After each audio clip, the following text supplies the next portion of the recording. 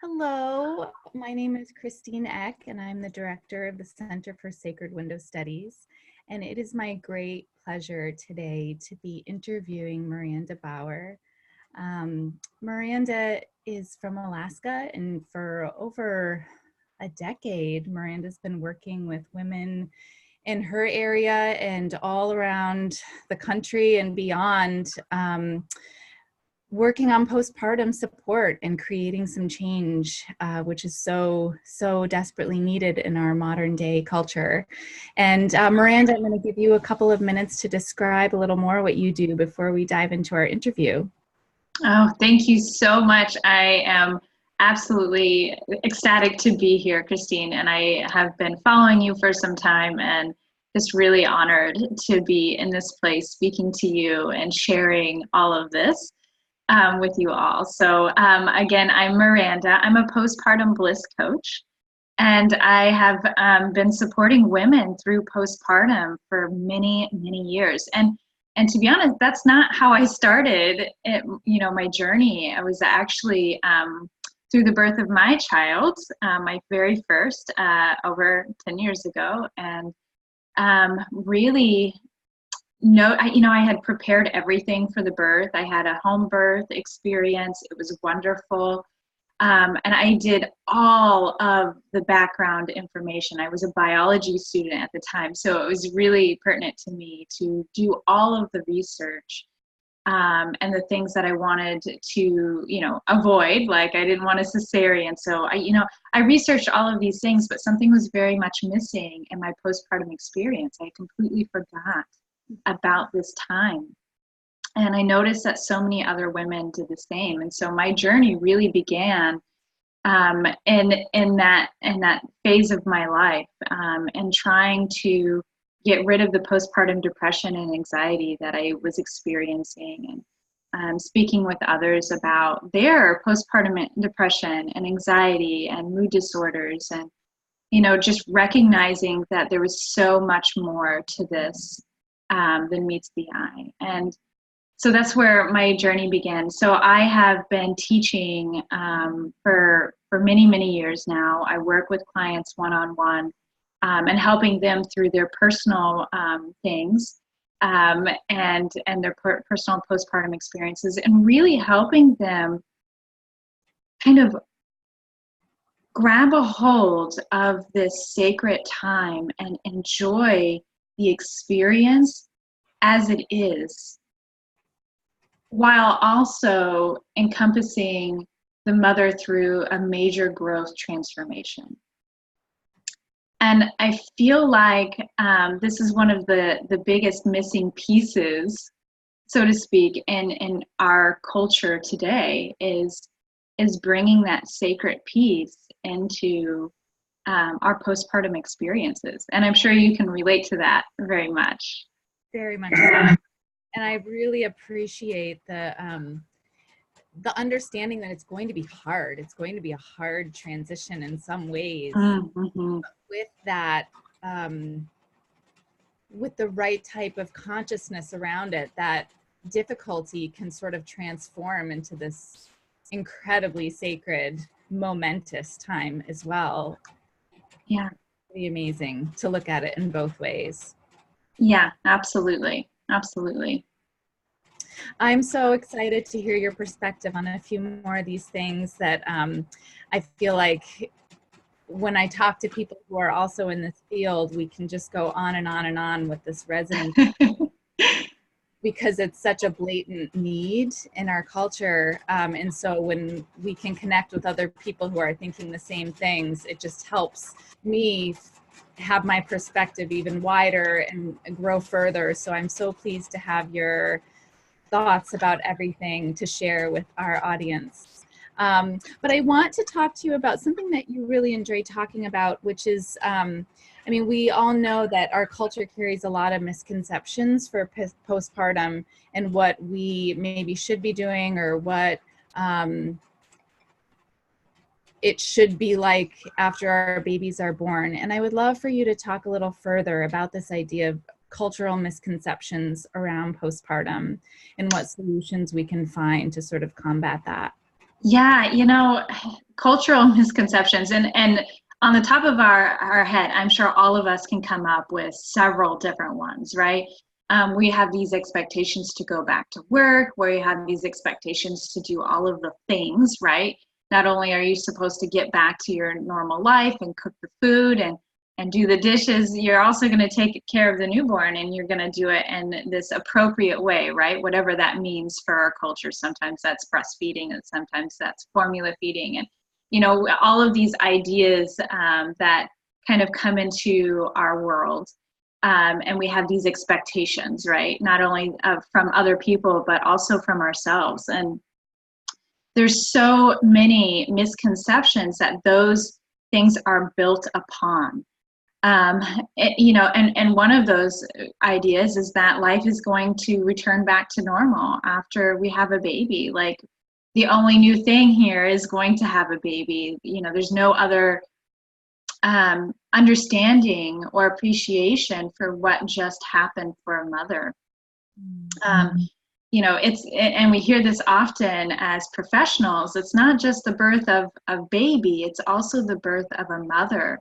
And helping a mother through that transition is so critical in our society, and that's something that we don't understand. A lot of women and a lot of people, our society as a whole, doesn't get it, right?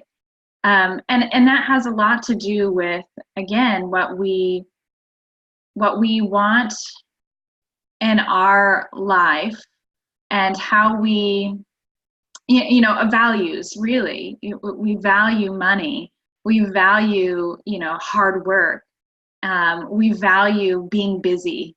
And so all of these things, when you enter a newborn, those aren't the important things anymore. It shifts our reality. And I find that so many women get stuck in this place of, I have to do all of the things, and I can't do all of it. I can barely do one thing, right? I can barely go pee by myself. And then we get stuck in this place. And that is where we create this resistance.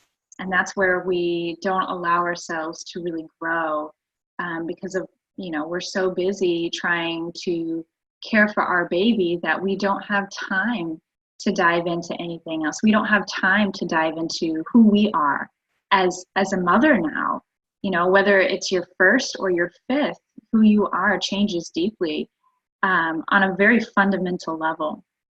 And so it's very necessary to give a mother the time and space to go through this process, and open herself up to that, and really discover who she is, so that at 5 years down the road or 10 years down the road, she's not coming back and saying, I don't know who I am anymore.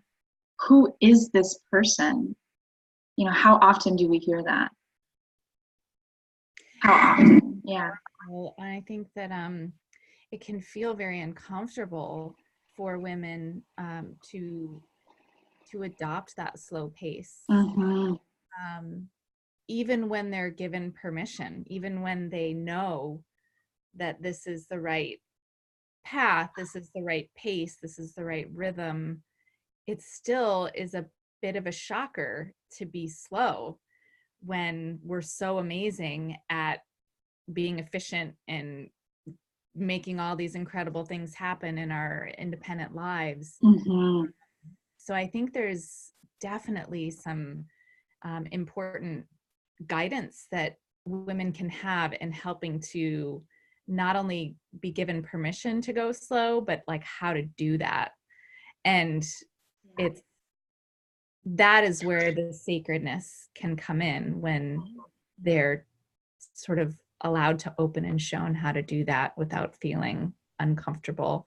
Although I'm sure that discomfort can be is an important part, real part of the journey too. Yeah, absolutely. Absolutely. And oftentimes too, it's supporting women and finding the right places to focus, right? If we're so busy focusing on the things that we can't do, then we forget about all of the things that we can do, and all the things that we are currently doing, right? Because it's so slow. Like when you're in the moment, right? Time goes by so slow. But when you look back, you're like, oh my gosh, that was like in a blink of an eye, you know? And giving women the opportunity to really focus on the important things, so that when she is ready to go a little bit faster and to pick up the speed, that she has built a solid foundation for that. And so a lot of my work is supporting women through that and giving them that focus on showing them how to rest, right? And making that a priority in their life. And how do you do that when you have multiple kids? Like, what does that look like? You know, how to eat in postpartum. That is huge. You know, to heal our bodies and build that foundation. How do we move our bodies? How do we connect with our partners, right? So that the foundational pieces are there. And then when we're ready to take off, when we're ready to take flight a little bit more, that those things are in place, and then we thrive in that. And so, you know, again, a lot of my work is that, but I also find that a lot of women don't get those opportunities because they don't know, right? You usually, how many of us come back into this space because we are here in this space and are listening to this podcast and this show because we had a kid and it, you know, postpartum threw us for a loop, or we have several and maybe are expecting another, right? And we're trying to get our ducks in a row because we know what to expect, that, you know, there's going to be a lot of things that we need to plan for and be present for, and how do we do this, right? The question, how do we do this? And so I find a lot of my clients come to me with the second or third and they're pregnant and they're asking those questions. All right, I've got to prepare. What do I do? What does this look like when you have, you know, 2 kids already or 3 kids already? Or they're 2.5 years postpartum and they don't feel very good in their bodies. They have a lot of lack of self-worth, right? They feel like, you know, they've got thyroid issues now, and they've got gut health issues, and they're exhausted, you know, to the core of their bones. And they're saying, what do I do? What did I do wrong? Nobody can help me. Like, where am I in this grand scheme? And what can I do? And so helping them through those significant points that I mentioned earlier, and learning how to sleep and reprogramming, because it's not sleep when your baby sleeps, right? Mm-hmm. It's not sleep training, right? It's not our babies that need training, it's us that need training. How to eat and how to create that that healthy body starting from within, right? You know, I talk a lot to my clients about the 6 sacred healing therapies, and, you know, again, connecting with your partner, because that's a really big space that we don't often, you know, we always hear marriages aren't the best after having a baby. And why is that, right? Because there's a lot of transition. So I mean, I can go on and on, obviously, but there's so many things. And it's so easy to get lost in all of those things. There is. And you mentioned something that really struck a chord with me, which is about thinking about the things that you can do rather than the things that you can't. Mm-hmm. And I think that when we bring it back to just spin it around, so we're looking at all of the choices that are available to us and what we want to do with the things that we have available to us. And that is magnificent. Like, what can be done with the simplicity of your baby and your family and your partner and your quietude and your simple food and all of those very, very simple, accessible things in the moment. Really harnessing the healing within that is transformative. And I really believe that once women experience that or get a glimpse of it, it becomes so much easier to be in that space and to live there in that space. But so often women don't get that support. They don't get the opportunity to really feel what it means to live in that moment and be nourished fully, and to, be present for, what's going on in their body and the healing that's taken place, as well as for their baby, right? And so we don't normally feel that, and we don't really know what that means. And then it's so easy to get, taken away from the experience. But if we have that, if we know what it looks like, and we have felt what it feels like, it becomes so much easier to be in that space for a lot longer. Right. And to enjoy it. Right. And when Yeah. people see other people experiencing that, say it's a sister, a friend, or a family member, by people taking the time before their baby arrives to plan and create space that they can really make this type of experience happen for them. Mm-hmm. And then those in their community get to witness that. That in itself is helping to spread the ability and to help. I think even just watching somebody can make it easier for someone to go into that space because they've seen it, even if they didn't feel it themselves. Absolutely. And it brings about a level of healing for the person who maybe didn't experience that as well. I helped heal my mother through my own birth experiences. Like, this is a generational thing. My mom had very traumatic birth experiences.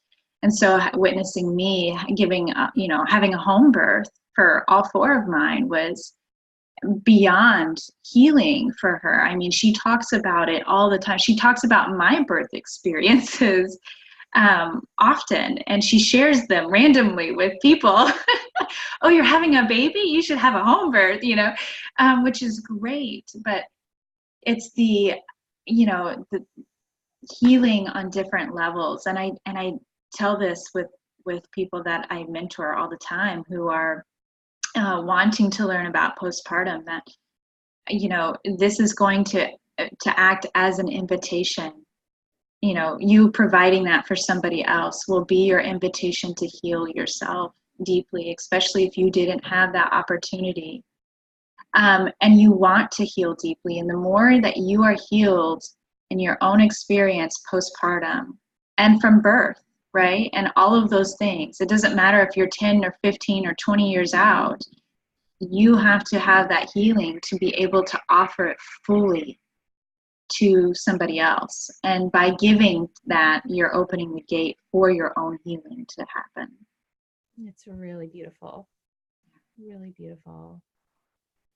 I would love to hear you talk a little bit about depression and anxiety, and ways that this type of consciousness and postpartum care, but also like families setting themselves up for a solid, sacred postpartum window, how your understanding of postpartum anxiety and depression can be impacted by this. Yeah.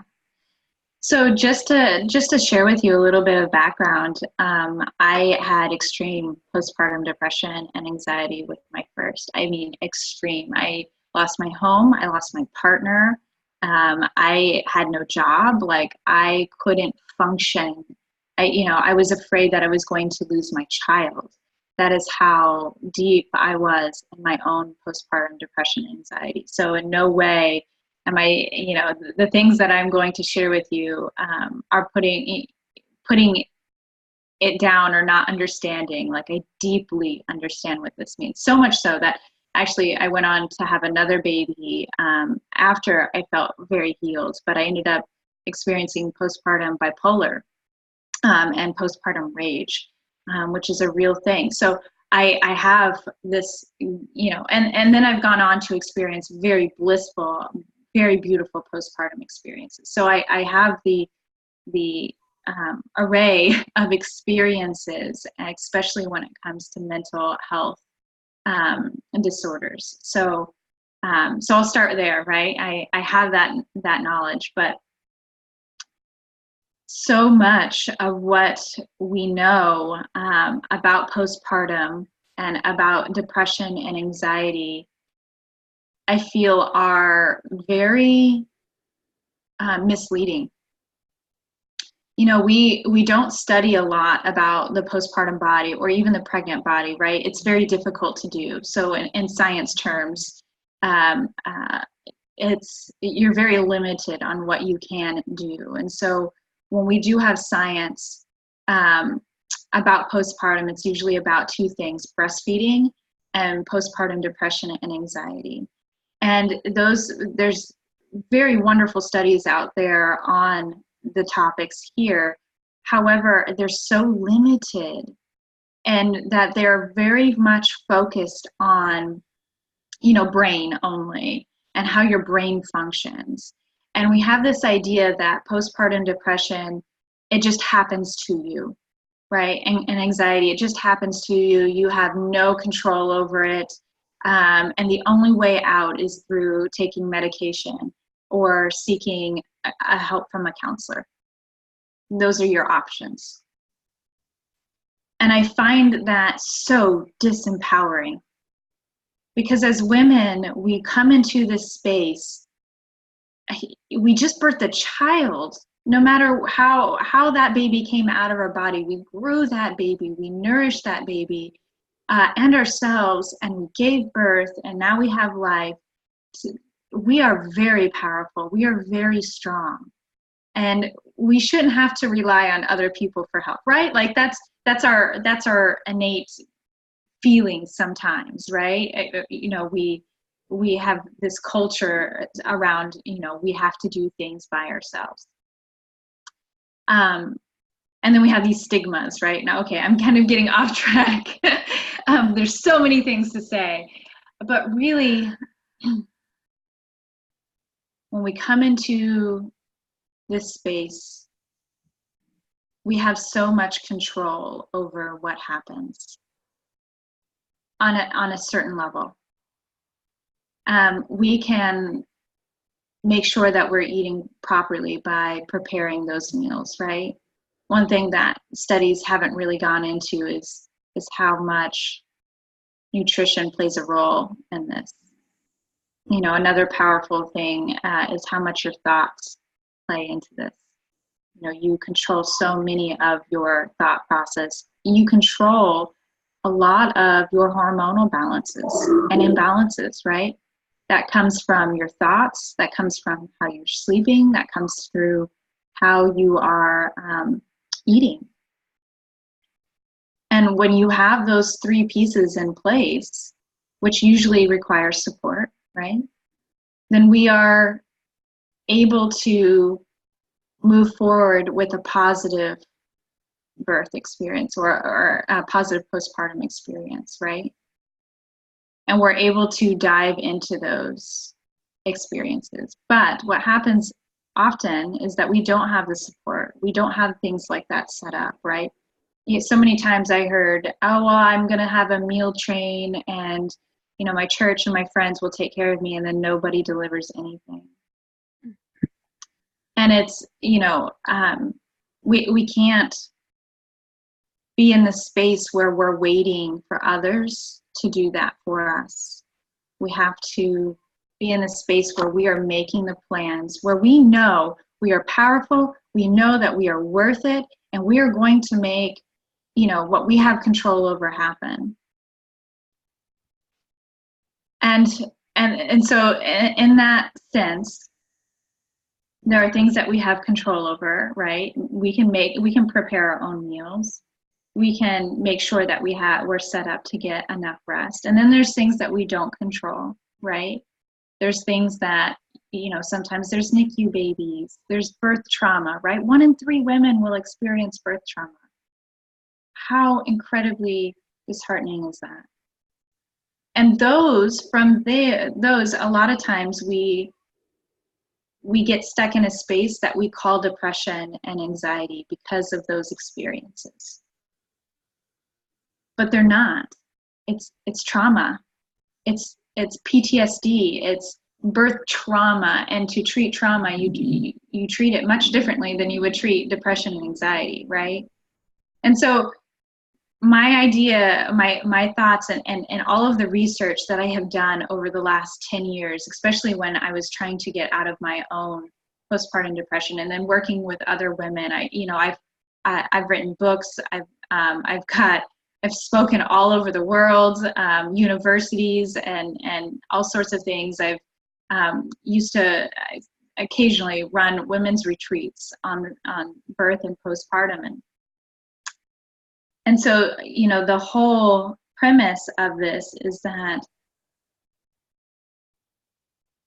there are many things that you can do to prevent postpartum depression and anxiety.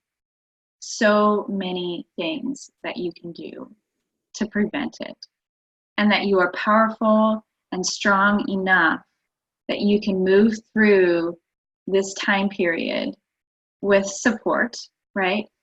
One of the misconceptions is that in order to be strong and powerful, then you have to do it all by yourself. But I think the opposite is true, and that it takes somebody strong and powerful who feels worthy enough to ask for help. And how often I ask for help, right? And I don't feel disempowered by that experience to say, hey, you know what? I know that I need this in this moment. Will you help me do that? It's coming from a different place within. And anyway, I can go on. And I get off topic, as you can see. But,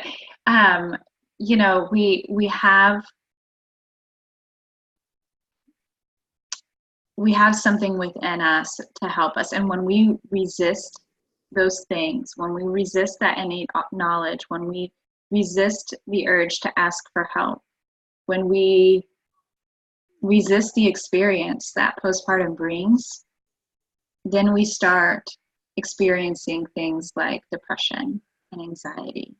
When we accept things as they are and we do what we need to do, right? It's not just think happy thoughts. It's not just eat well. It's not just sleep all the time, right? But that's a huge, significant part of those things. And so if we're able to do those things,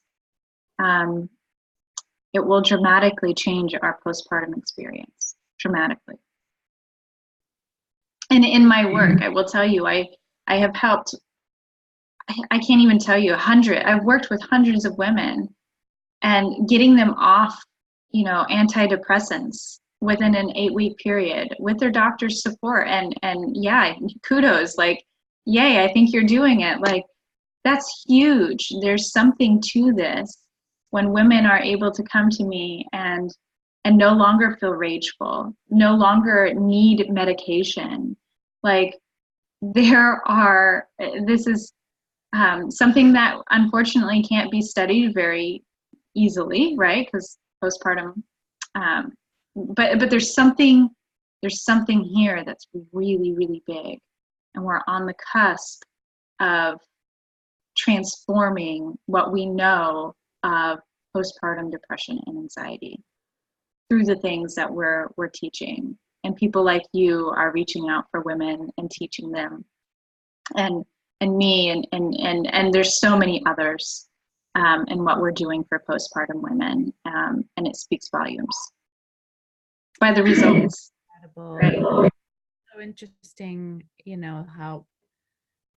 how magnificent and powerful the mind is, and how you choose to look at a situation. And your story is really powerful. Thank you so much for sharing it.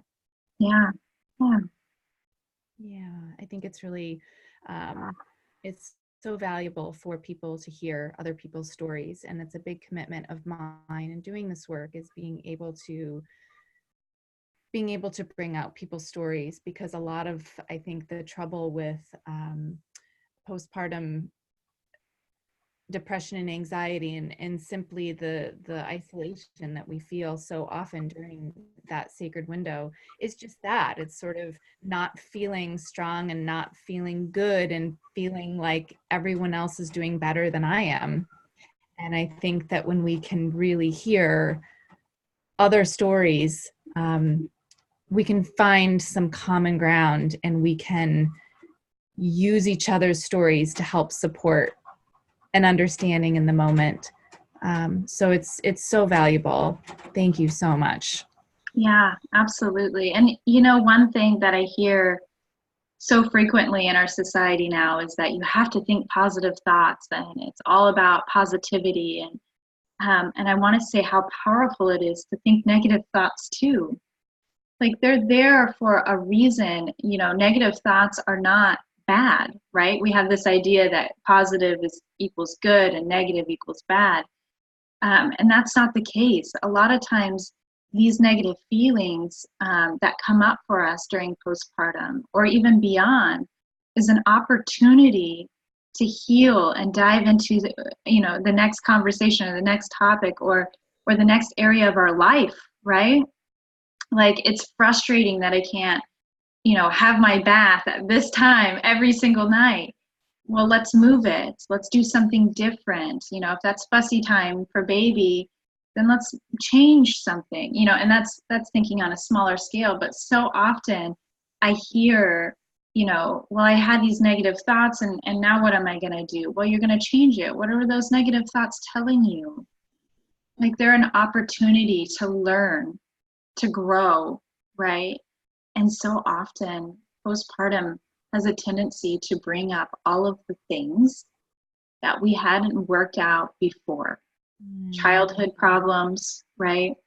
Relationship issues with our parents, with our spouse, our partner, right? Like, all of these things tend to come out in postpartum because it's such a raw and sacred time.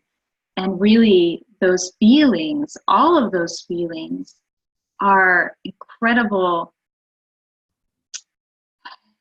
They're pointing you to who you are as a person, and they're inviting you to change and to grow. It's not something that's negative or positive or whatever. It's all a mix. There are cultures out there who believe that postpartum, as this sacred window, will bring us closer to God than in any other time in our life, and that only women who give birth are able to feel that closeness. I mean, how gorgeous is that? And it's because of this opportunity to heal our bodies so profoundly, deeply, right? On such a deep level, because of the things that come up, because of the things that you are able to change. Like, all the layers are being shed, right?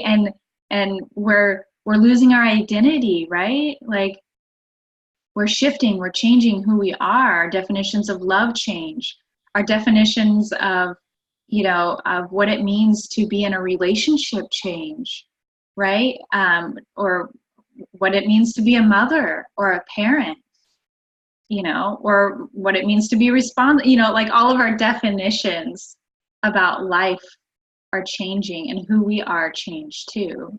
That layer is shed. I'm no longer this. I will tell you that in my first, after having the birth of my first, I realized that I associated motherhood with illness, because I watched my mother be sick all the time. My mom was always sick,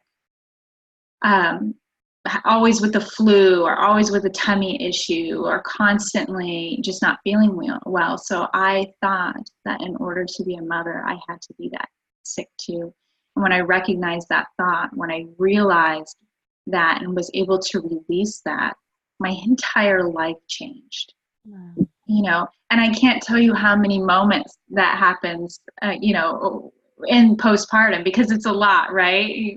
4 kids later for myself, I could tell you I've had so many of those experiences and helping my clients through those experiences as well. It's intense and it's beautiful. It's absolutely beautiful. We just have to allow that to happen. You know, and a lot of times that doesn't in the first 6 weeks. We don't know, we don't understand, but that doesn't mean that it can't happen later. You know, 2 to 3 years down the road, I still find that the opportunity to heal is very strong. Given the opportunity, given the chance, given the tools. Yeah. Yeah, I really love that, you know, allowing hardship, allowing negative thoughts, allowing difficulties to give us an opportunity to use our own inner wisdom to make something different in order to create more balance. And I think, you know, that's one thing that I love so much about Ayurveda is that it's using your inner wisdom, and instead of reaching out for other people to give you answers, you can look within, and what's inside will let you know what it needs, and then you can be able to make changes to help create a better sense of peace, better sense of balance. Yes, absolutely. Beautifully said. Yeah. I would love to, you've had so many experiences working with so many families and new parents, and I would love to hear about you know, a transformational experience that you've had personally, or that you have witnessed somebody that you've worked with go through, that brought them from a place of feeling unwell to coming through that and feeling like they've reclaimed some inner peace within themselves. Yeah, that's a big one. You know, a lot of the work that I am doing with women, you know, it's helping them get, you know, better sleep, and it's helping them nourish their bodies at a very deep level. You know, those are the basic points. But really, it's bringing that inner knowing that they deserve this and that they are worthy, right? It goes right back to that. It's connecting them with their higher power through all of this, right? And so that's the deeper, you know, side of things. And how we do that is through these other levels and these other channels that feel very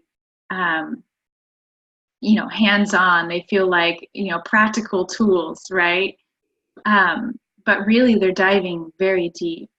And so I witness, I don't know if I've not had a client have a very big aha revelation experience, because that's just how the process works. You know, this is how, you know, I've developed this system over the last years, but last several years. So, you know, the transformations that happen are, you know, again, like getting off of, you know, your antidepressant, or no longer having a thyroid issue, or no longer, you know, having severe panic attacks when somebody else watches your child.